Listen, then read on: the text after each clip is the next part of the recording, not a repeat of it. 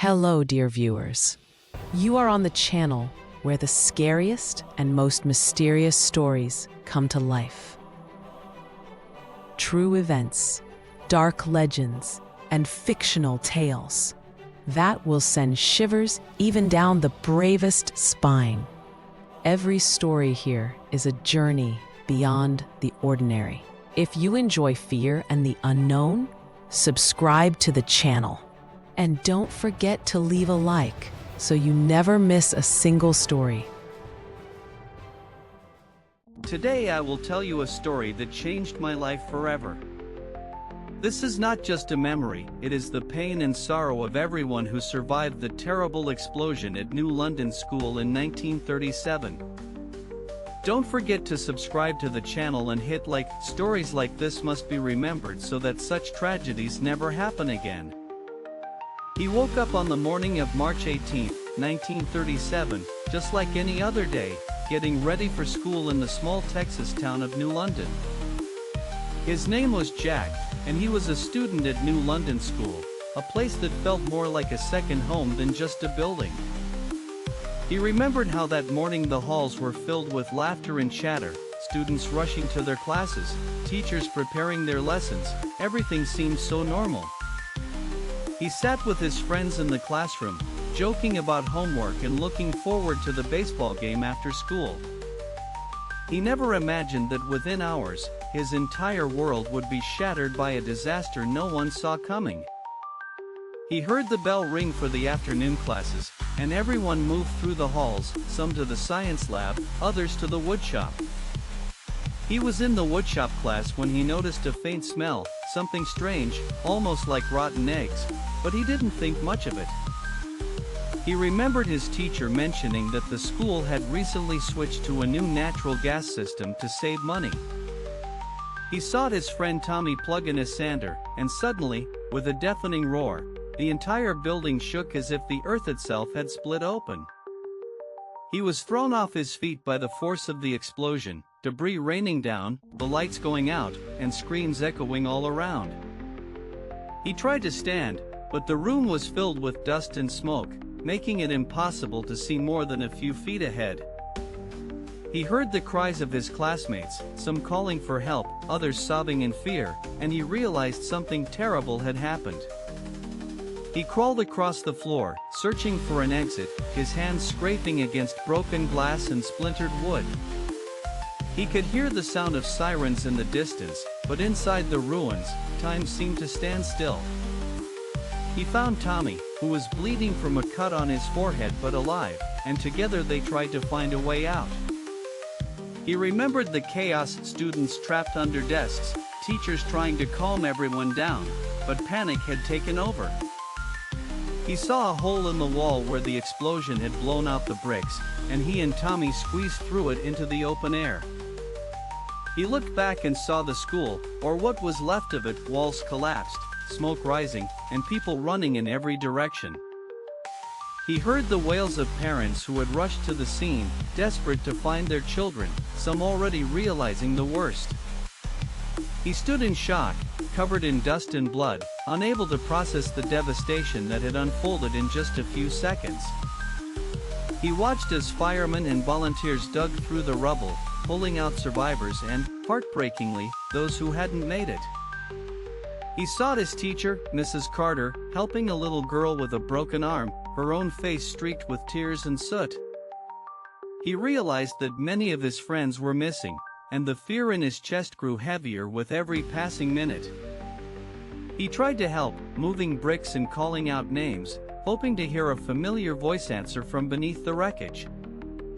He remembered the sound of the explosion, a thunderclap so loud it could be heard for miles, shaking the entire town to its core. He overheard the adults say that a leak in the gas line had filled the school's basement with invisible, deadly fumes. He learned that when someone turned on an electrical device, it sparked the gas, causing the catastrophic blast. He saw people carrying stretchers, some with children who would never go home again, and the reality of the tragedy began to sink in. He felt numb as he wandered among the crowd, searching for faces he knew, praying for a miracle that would never come. He heard the town church bells ring, not for celebration, but to call the community together in mourning. He saw his mother arrive, her face pale with terror, and he ran into her arms, sobbing uncontrollably as she held him tight. He learned that nearly 300 students and teachers had died that day, making it the deadliest school disaster in American history. He attended funeral after funeral, the town draped in black, families grieving side by side, united in their loss. He saw the governor and reporters come to New London, promising change and answers, but nothing could bring back those who were lost. He struggled with nightmares, reliving the explosion every night, waking up drenched in sweat and haunted by the screams. He blamed himself for surviving when so many others hadn't, a heavy guilt that would follow him for years. He remembered the faces of his friends Tommy, Sarah, Billy, and wondered why they had to die so young. He found comfort in talking with other survivors, sharing memories and tears, trying to make sense of the senseless. He learned that after the tragedy, laws were changed to require gas companies to add a smell to natural gas, so leaks could be detected. He knew that this small change would save countless lives in the future, but it was paid for with unimaginable loss. He visited the site where the school once stood, now a memorial garden, with the names of the victims etched in stone. He placed flowers there every year, whispering prayers for his friends and promising never to forget them. He saw the pain in the eyes of parents who lost children, a pain that never truly faded, even as the years passed. He tried to move on, finishing school in a temporary building, but nothing ever felt the same again. He realized how fragile life was, how quickly everything could be taken away, and he vowed to cherish every moment. He told his story to anyone who would listen, hoping to keep the memory of that day alive and prevent future tragedies. He became an advocate for school safety, speaking at events and urging others to take precautions seriously.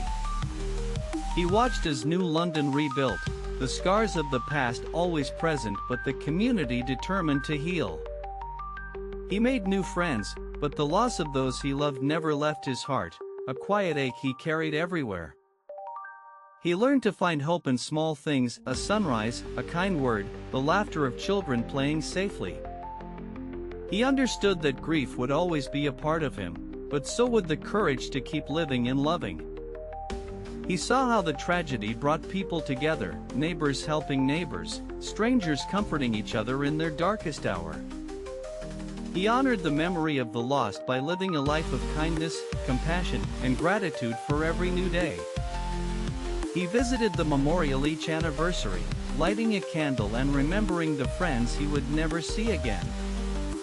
He encouraged others to speak up about safety concerns, reminding them that one voice can make a difference. He forgave himself for surviving, realizing that his life was a gift he could use to help others. He promised to tell the story of New London as long as he lived, so no one would ever forget what happened there. He watched as generations grew up, never knowing the pain of that day, and felt both relief and sorrow. He believed that remembering the past was the best way to protect the future, and he urged others to do the same. He thanked everyone who listened to his story, knowing that each listener helped keep the memory alive. If his words touched you, please like and subscribe to the channel. Let more people learn about the New London tragedy. Share this video with your friends and family, so no one is indifferent to the importance of safety and remembrance. Leave your thoughts and feelings about this story in the comments. He would love to know how it made you feel. His mission continues, sharing real stories so that no one is forgotten and past tragedies are not repeated. Don't forget to turn on notifications so you never miss a new episode. There are many more important stories ahead. Until next time, take care of yourselves and your loved ones, and let the memory of those lost always live in our hearts.